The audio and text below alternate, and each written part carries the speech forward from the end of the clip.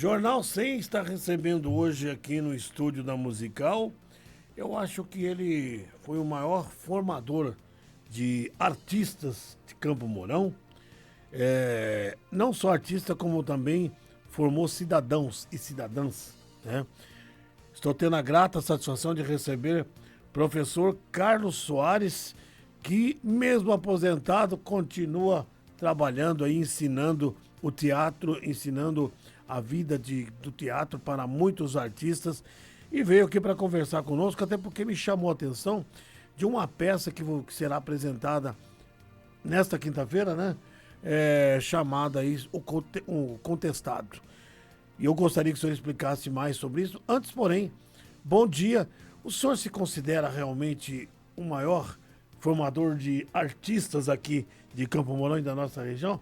Bom dia, prazer em tê-lo aqui, professor Carlos. Bom dia, França Neri. Bom dia, senhoras e senhores ouvintes. Acho que a única coisa que eu prefiro dizer é que eu prefiro ser maior que eu mesmo, mas não do que as outras pessoas. Porque quando nós trabalhamos com formação e nós temos alunos que amanhã ou depois, e eu tenho muitos que já passaram por mim, para minha felicidade, que são maiores que eu. E esse é o maior prêmio, o maior reconhecimento que se possa ter enquanto professor. Tem muitos que, pela questão do destino, acabaram casando, transformando a vida. Conversa contigo sentindo saudade do teatro? Ah, sim, encontro muita gente, inclusive espectadores que foram da gente quando nós começamos lá nos anos 80 e nos anos 90, né? Então, a gente encontra sim, e mesmo aqueles que não fazem, que não continuaram na carreira do teatro, porque não há uma obrigação disso, né? A gente faz porque a gente se interessa no momento, na juventude ou na adulto. Eu tenho alunos desde 9 anos até 72 atualmente. Então eles me falam que foi muito bom para a formação deles na profissão que eles têm hoje. O teatro é a interpretação, é isso? O teatro é a vida.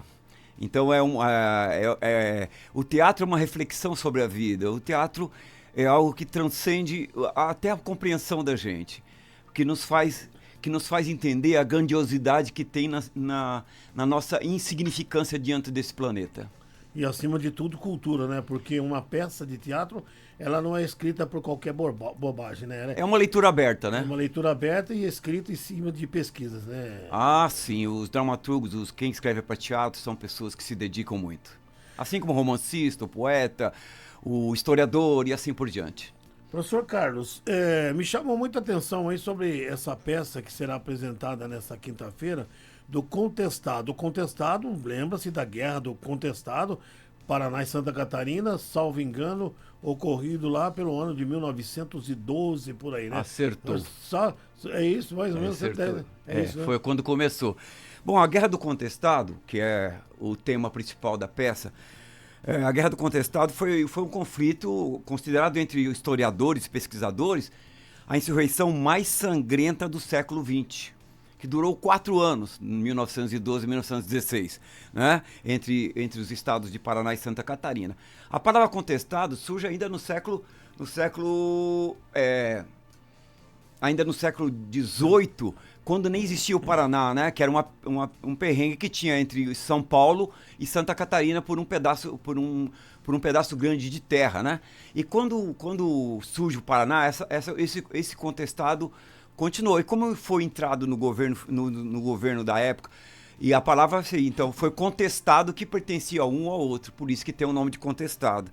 Então, em 1912 surge nessa região, no final do século XIX, surgem os monges, né? Então é um período messiânico.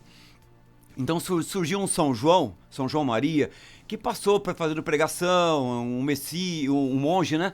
E ficou na mente do povo. Depois esse senhor desapareceu. E no início do século XX, né, ali por volta de 1909, aparece um outro monge e eles achavam que esse monge tinha ressuscitado, na perspectiva da fé, né? Da Sim. Fé do povo. E esse povo muito sofrido, né? E aí, Aí, em 1912, eles foram para Curitibanos, porque ali surge tudo naquela região ali entre Porto União, né? Que tem divisa com União já é Santa Catarina. Já é Santa Catarina, Porto União também, e União da Vitória é Paraná, né? Exatamente. Então, esse conflito surge ali entre o Iguaçu até quase que as beiras do Uruguai, né?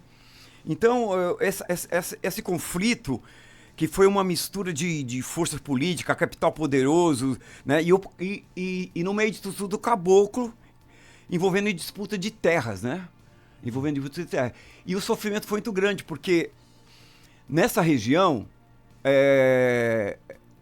nós tínhamos os que a gente chama de poceiros, né? As pessoas... Poceiro não é de posse, de tomar posse do tomar outro, posse, né? não tinha administração nenhuma. A inocência do povo, que eu não gosto muito da palavra ignorância, porque ela é pejorativa, né? A inocência do povo. Então, muitas gerações de famílias, né? Avós, bisavós, depois passou para os netos e tal, sempre cultivando na mesma terra, né? E nós tínhamos a riqueza do erva mate e a madeira de primeira, né?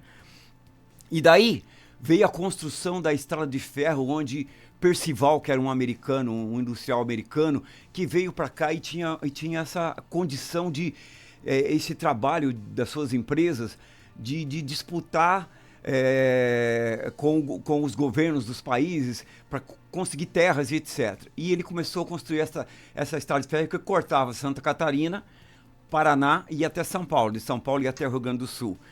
E aí ele conseguiu com o governo a condição de poder fazer essa estrada de ferro. E o governo tinha que pagar 6% de juros de tudo que fosse gasto. E ele também conseguiu com os governantes que de cada lado da estrada pertenceria à companhia da construção 15 léguas de cada lado. Nossa, 15 léguas? De cada lado. E obviamente havia muitos moradores, né, que viviam ali e não tinham documento. E passou de pai para filho, né? Você pensar que uma légua são 6 quilômetros, né? É muito. É muito. É muita estrada. E quanto a madeira que tinha ali, madeira de primeira. Bom, o que aconteceu? Para encurtar a conversa. Eles foram expulsos da terra com força.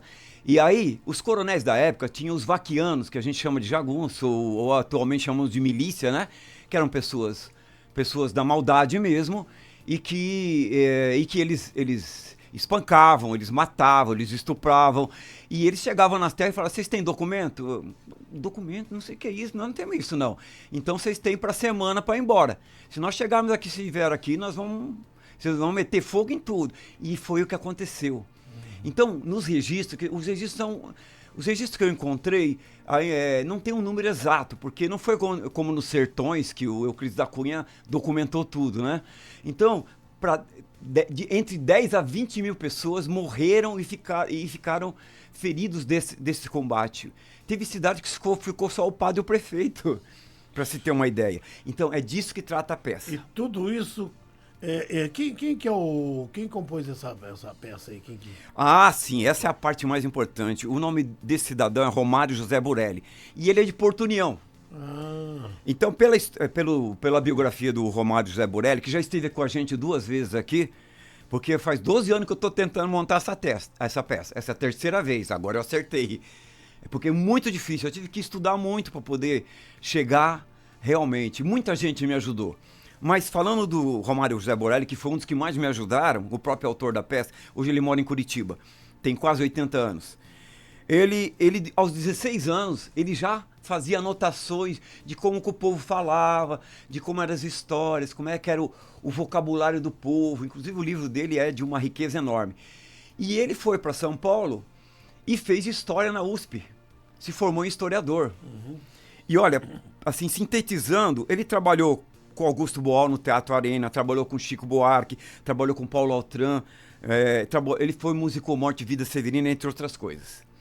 E aí, com um elenco de 13 pessoas e 3 técnicos, que eu sou um dos técnicos, né, que é diretor de palco, maquiagem, etc., a gente, com mais de 150 horas de estudo e ensaios, vamos levar o palco quinta-feira, às 20 horas e 30 minutos.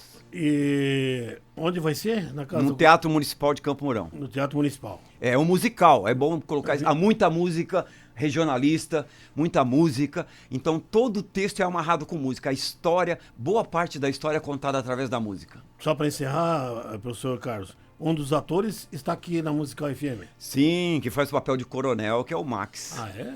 Aham. Ele foi convidado, ele não fazia parte da companhia, porque ele já se formou em um outro núcleo que eu tinha. Ele se formou agora no primeiro semestre, né? Que ele ficou 2 anos e meio comigo. Ele é formado, já tem o seu certificado, então nós convidamos ele para fazer esse papel do coronel. Só confirmando então, quinta-feira, 20 horas. E 30 minutos. 30 minutos. Os convites, a entrada é gratuita. E se quiserem mais informações é só procurar no Instagram Carlos Teatro Soares. Simples. Muito obrigado pela entrevista e vamos torcer aqui. Bom, com certeza vai estar lotado esse teatro, né? O Teatro Municipal, para essa peça, porque ela é fundamental, né? Todos ela serão bem-vindos. Resgata uma história fantástica. Fantástica. E todo o texto é real. Obrigado, professor. Eu que agradeço.